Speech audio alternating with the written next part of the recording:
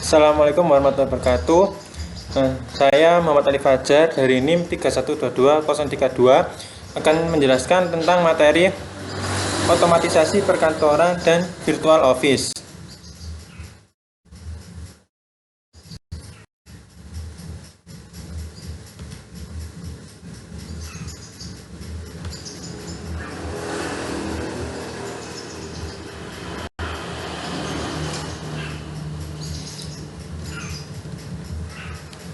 Ya, untuk pengertiannya yaitu otomatisasi perkantoran adalah suatu sistem informasi baik itu formal dan non formal, terutama yang berkaitan dengan komunikasi informasi kepada dan dari orang berbeda di dalam maupun dan di luar perusahaan.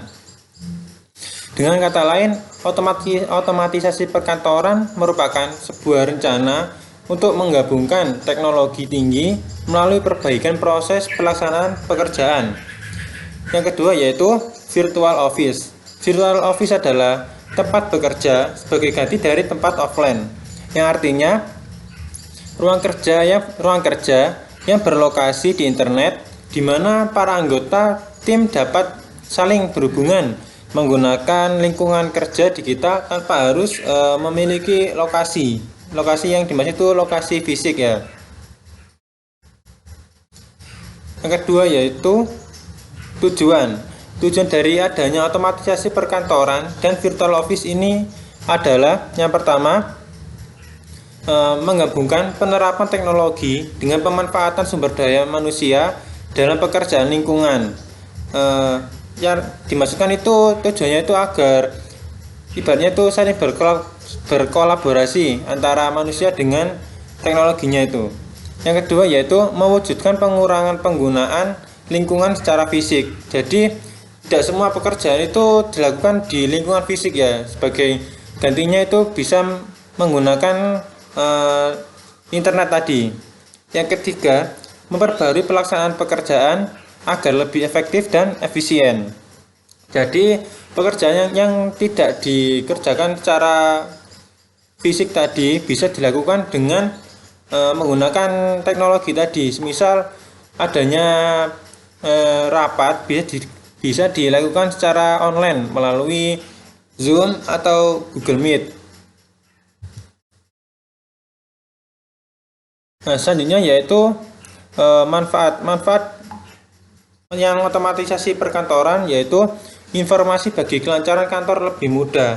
Jadi pihak atasan tidak perlu menyampaikan secara satu-satu ya, bisa disampaikan secara langsung melalui teknologi itu sendiri. Semisal bisa menggunakan email atau menggunakan WA group itu ya. Yang kedua, menjadi pelengkap dan penunjang bagi para pegawai. Yang artinya itu para pegawai itu bisa dalam melakukan pekerjaannya itu bisa lebih mudah karena adanya teknologi otomatisasi tadi. Yang kedua yaitu virtual office. Manfaat yang pertama yaitu meningkatkan produktivitas. Jadi dalam sebuah industri itu dalam melakukan produksi itu bisa dengan baik dan kualitas baik karena menggunakan teknologi sendiri. Yang kedua, waktu kerja lebih fleksibel dan hemat biaya. Tentunya biaya yang dikeluarkan juga akan lebih hemat. Selanjutnya yaitu kelebihan. Kelebihan yang pertama yaitu peningkatan produktivitas pada karyawan. Yang kedua, hemat biaya serta waktu yang digunakan tidak terlalu banyak dan yang terbuang. Di sini dalam melakukan produksi, sebuah pabrik akan tidak memerlukan waktu yang banyak serta tenaga yang banyak juga karena dapat menghemat serta tidak menggunakan tenaga manusia yang terlalu banyak juga karena sudah ada teknologi tadi. Yang ketiga yaitu mudah berpindah tempat serta mengulangi operasional kantor. Artinya kita bisa bekerja itu tidak harus di kantor, bisa juga dilakukan di rumah. Nah, untuk kekurangan sendiri yaitu berkurangnya interaksi sosial antara manusia serta pengalaman Yang kedua, tantangan serta keterbatasan teknisi. Yang keempat, yang ketiga, hubungan antar karyawan itu kurang terjalin ya, karena sudah tergantikan oleh teknologi tadi. Yang keempat, tidak cocok terhadap semua bisnis, karena tidak semua bisnis itu bisa dilakukan secara online tadi ya.